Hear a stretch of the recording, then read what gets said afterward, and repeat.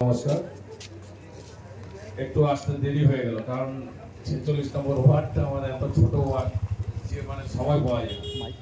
যাই হোক, দেরি হলেও আমি আসতে পেরেছি এবং প্রতিবারই এই অনুষ্ঠানে আসি এবং প্রতিবার এডস নিয়ে এখানে যে চর্চা হয় এবং ওনারা যেভাবে কাজগুলো করছেন, টোটাল কমিটিকে আমি সাধুবাদ জানাই 46 নম্বর ওয়ার্ডের পক্ষ থেকে।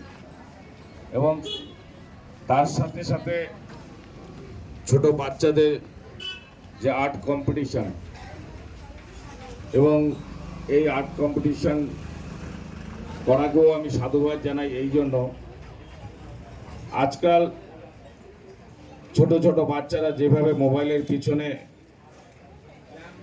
পড়ে গেছে, তার থেকে কিছুটা রেহাই দেওয়ার জন্য আর্ট কম্পিটিশন হোক, খেলাধুলা হোক, এগুলোর মধ্যে যতটা বাচ্চাদেরকে ব্যস্ত রাখা যায় ততটাই ভালো। এবং তাতে ছেলে মেয়েদের ক্ষেত্রে শারীরিক দিক থেকে অগ্রগতিও বাড়বে। এবং আপনারা প্রতিবারই আমাকে এখানে ডাকেন, আমি আসি, চেষ্টা করি যে সকলের সঙ্গে মিশে সব ধরনের কাজগুলো করার।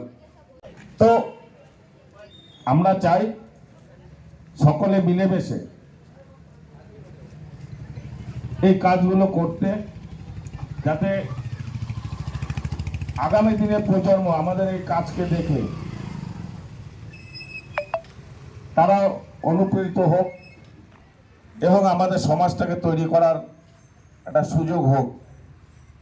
সরকার আমাদের যে থিম রয়েছে সেটা হচ্ছে এইচআইভিতে আক্রান্ত হয়ে কেউ যেন পিছিয়ে না থাকে, ভয় না পায়, তাকে তার সমস্ত বাধা অতিক্রম করে তাকে ট্রিটমেন্টে আসতে হবে, যাতে তার, আমরা জানি এইচআইভি ভাইরাসের পরে এইডস বলে একটা রোগ হয়, সেই রোগ পর্যন্ত তাকে পৌঁছাতে না হয়, সেটার জন্যই আজকে হচ্ছে সেই দিবস।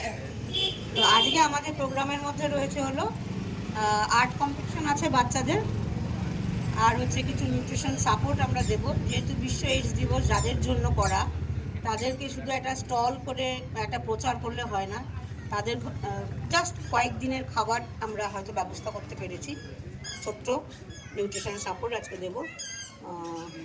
আর হচ্ছে সারাদিন আমাদের প্রোগ্রাম চলবে।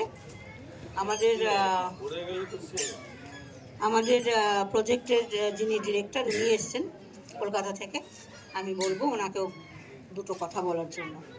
ধন্যবাদ। Programme director. তো অ্যাকচুয়ালি এখানে এসে আমার খুবই ভালো লাগছে, কেননা এখানে যেভাবে সবাই মিলে সম্মিলিত প্রচেষ্টায় যে প্রোগ্রামটাকে করা হয়, আমি তো এখানে এসছি, আসার পরে আমি যে জিনিসগুলো পাই সেটা হচ্ছে দেখে সমস্ত প্রকার মানুষের সহযোগিতা। আর আজকের দিনে মানে বিশ্ব এইডস দিবস, এটা তো দিনের, এই জিনিসটা বছরে একদিনই আসবে 1 ডিসেম্বর, কিন্তু আমাদের প্রয়াসটা আমাদেরকে সবসময় এটা কন্টিনিউয়াস প্রসেস, এবং আমাদের এই প্রসেসের মধ্যে কন্টিনিউয়াসলি থাকতে হবে, এবং আমাদের দিক থেকে যতটা করা সম্ভব আমরা করে উঠতে পেরেছি, এবং আগামী দিনেও আমরা এইভাবেই এগিয়ে যাব, এবং আমাদের এই যে আমাদের প্রচেষ্টা এটা বরাবর একই রকম থাকবে, আমাদের 100% এফোর্ট, এটাই আমাদের টার্গেট। Thank you.